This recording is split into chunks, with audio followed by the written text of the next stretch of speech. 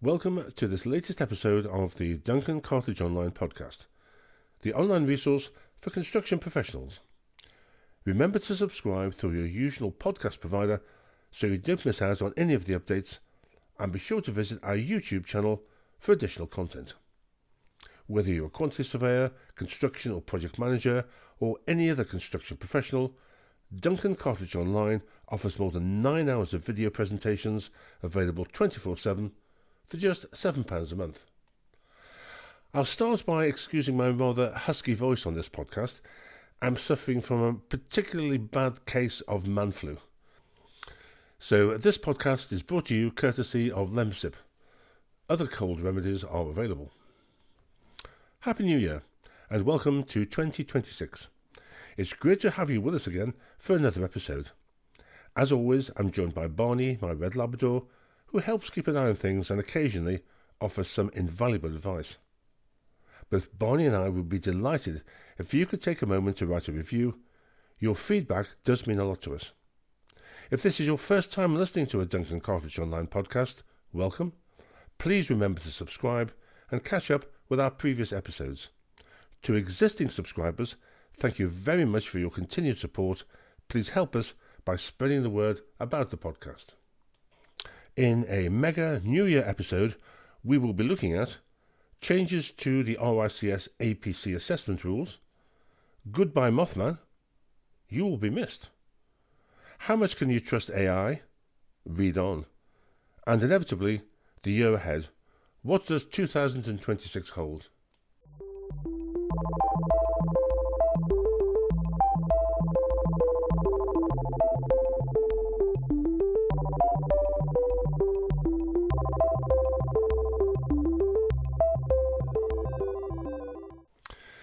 So, let's start by having a look to changes to the RICS assessment rules. Starting on the 1st of January 2026, the number of times that candidates have to pass the RICS APC will be capped at 4. This is to encourage candidates to be better prepared instead of just racking up and hoping to pass. When I heard about this, I thought back to the 1970s and the days when the RICS still ran its own external exams. I used to teach a class in the evening of measurement at Thames Polytechnic in Hammersmith in London, preparing students for the RICS final Part 2 exam, which was the final step in qualification. Measurement, that's taking off quantities, was a standalone exam in the final set of exams. Part-time students who worked during the day had to attend for, believe it or not, 4 nights a week, Monday to Thursday from 6:30 to 9:30 p.m, with measurement on a Monday. The RIC exams had a fearsome reputation, with only a 30 to 40% in a good year passing. As a result, many candidates had to attempt the exams several times. The situation was made even worse because, as the men in suits at the RICS set and vetted their own exams, believe it or not, trick questions were not uncommon, as were questions with ambiguous wording, all in the name of restricting numbers, and light years away from the Sean Tompkinson era and the dash for world domination. I recall one year when the taking off question involved a post office hardwood letter sorting unit, the ones where the letters are sorted into little pigeonholes. The sorting units were set out on top of a hardwood cabinet, all finished off, of course, with brass fittings. And this was prior to the time when the units could be enumerated and referred to a bill diagram. Oh no, it had to be measured out in detail, piece by piece, under an appropriate heading. As I remember, during this period, the RICS Final Part 1 exam also included a paper on structures, where quantity surveyors were expected to design structural elements such as beams and columns. What were they thinking about? I recall one particular student in my class at Thames Polytechnic, let's call him George, not his real name, who was in his mid to late 20s and worked for his father's private practice and had been promised a partnership if only he could pass his RICS exams. Unfortunately for George, he was on his 6th attempt and could just not get over the line. As far as I can recall, there was no limit on the attempts at the time. The only limit was the candidate's stamina and ability to pay. Unfortunately, George's experience of multiple fails was not uncommon. You know, I sometimes wonder what's happened to George. I wonder if he ever made it. And while on the subjects of the RICS, it's nearly time for Mothman, aka Justin Sullivan, the step sideways president of the RICS, to flutter away. And you know, I'll miss him. The stand-in president for Mothman, Nick McLean, will now become the 2026 RICS president in his own right. What a farce and totally predictable. Note to the RICS. Could members see the findings of the regulatory review into the, quote, very complex Mothman case, please? Sorry, if you've not listened to these podcasts before, Mothman and I go back a long way. He's my favourite superhero. And now moving on to another one of my favourite topics, AI. Ask yourself this question. Just how much can you trust AI? Read on. Those who read my blogs or listen to my podcasts will know that I am no fan of the current AI hysteria. The latest estimates are that worldwide, $35 trillion was invested in AI in 2025. This week I came across an incident that makes me even more cynical. Anthropic, one of the big AI companies based in Los Angeles on the west coast of America, has reached an out-of-court settlement of $1.5 trillion for using copyrighted material to train its chatbot, Claude. If Anthropic had not settled and the case had gone to court, it is estimated the cost could have been considerable and potentially wiped them out financially.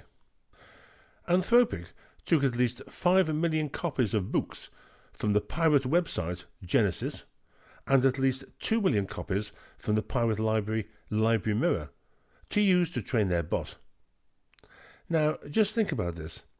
If Anthropic can afford to pay $1.5 trillion in damages, it would seem to indicate that there's a lot of money to be made in AI, and makes me wonder which other organisations peddling AI expertise are using random pirated information to train their systems. There is a reason to think that some of the leaked information is an inside job by employees of the many typesetting companies used by the major publishing houses spread all over the world. But why are books important sources of data for the bots? Because books are, in essence, billions of skillfully crafted, copy-edited words, carefully strung together, and are needed to build the large language models that are behind AI chatbots like Anthropic's Claude and its chief rival, OpenAI ChatGPT. In the case of Anthropic, I have learned that 5 of my own books were used to train Claude, for which I have been promised to receive financial compensation in 2026. Well, we'll wait and see. I'm not holding my breath. Although I ask myself why Claude would be interested in building up unit rates for excavating a trench or pro-rata pricing for roofing tiles. It's a puddle, but who cares?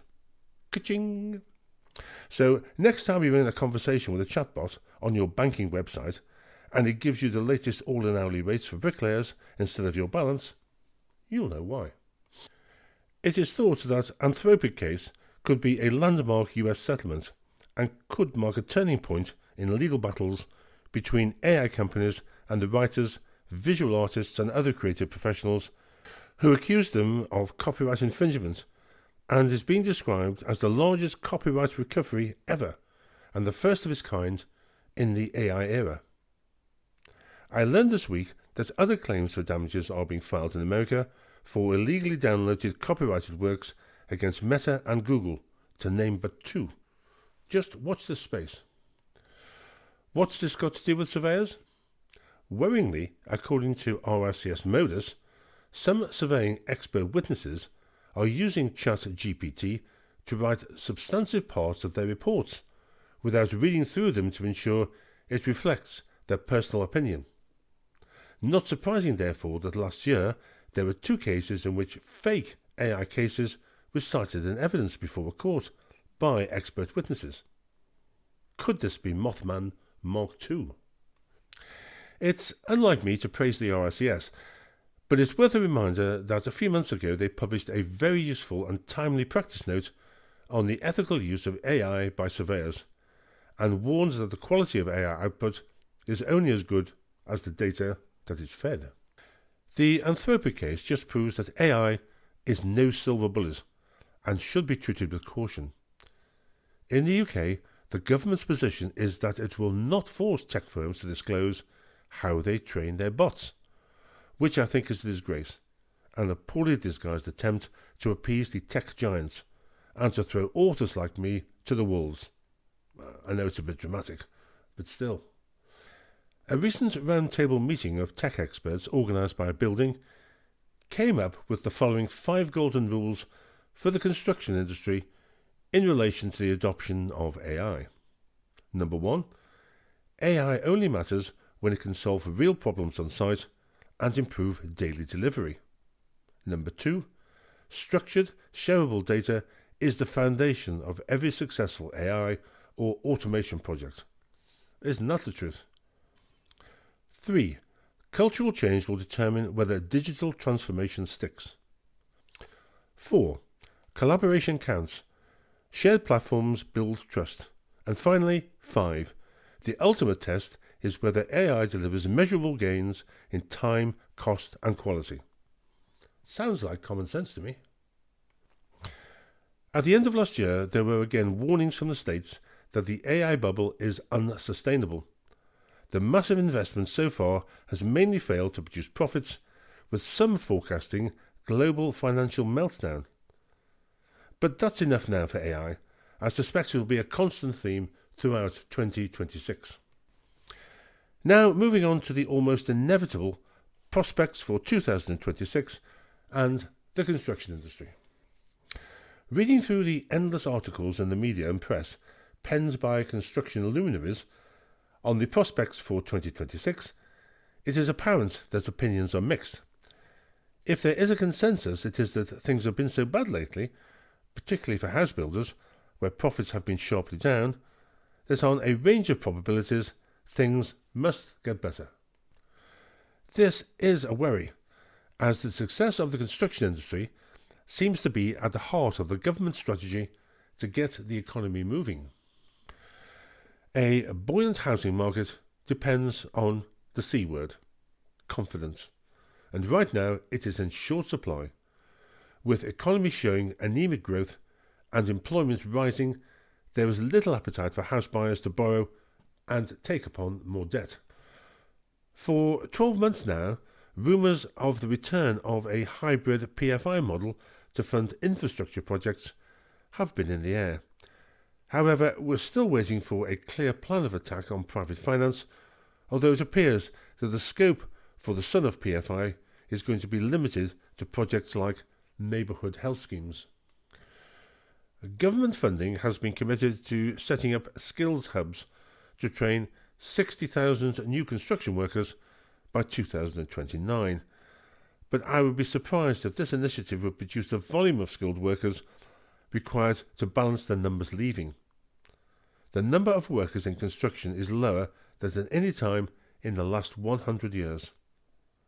On the subject of targets, we all know how easy it is to set them, 1.5 million homes for example, but hitting the target is another matter. This elephant in the room is not going away, and no matter how much money is committed to public works, it just won't get done if there are no workers, and the plan of recruiting an additional 1,400 planners by 2028 is no mean task either. That's assuming that there are 1,400 people out there who wish to become planners, which I doubt. November 2025 saw the republication, if that's the right word, of a book I wrote in the 1970s, would you believe, Cost Planning and Building Economics, in Routledge's Economics and Society list. I have to say that 50 years plus on from the original edition, it still looks pretty good. Although, with an £85 price tag compared to £3 for the original edition, I don't see it flying off the shelves. That's all for this episode. I hope you found it interesting and occasionally amusing. Thank you for listening right through to the end. Barney and I think your stamina is worth a major prize. Unfortunately, we don't have one, but we're working on it. This has been another episode from Duncan Cartledge Online. We'd really appreciate it if you would help by spreading the word and subscribing, and, if you have time, writing a review. Until next time, once again, wishing you good health and happiness for 2026. Thank you for your continued support. Take care, mind those bots, and low-flying Mothman, or should it be Mothman?